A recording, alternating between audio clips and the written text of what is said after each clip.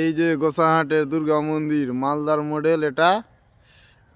এখানে বাইরে যেটা পিলার আছে চারটা, ওখানে আমি গোল পিলার করেছিলাম চারটা। এই যে সামনে মূর্তির জন্য জান্না করা আছে, উপরে গম্বুজ হবে 7টা। এই যে দেখতে পাচ্ছেন, এই যে রোডগুলো ঝুলানো আছে সামনে। উপরে ছাদে কার্নিশে পান ডিজাইন আছে, ওখানে শোলা মারা আছে। প্লাস্টার ডিজাইনের সময় ওটাকে ফিনিশিং করে নেওয়া হবে। 16টা পিলার আছে, 14টা।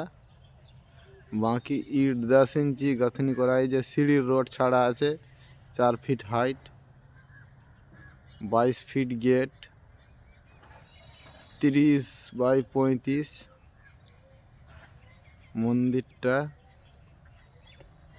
দেখো।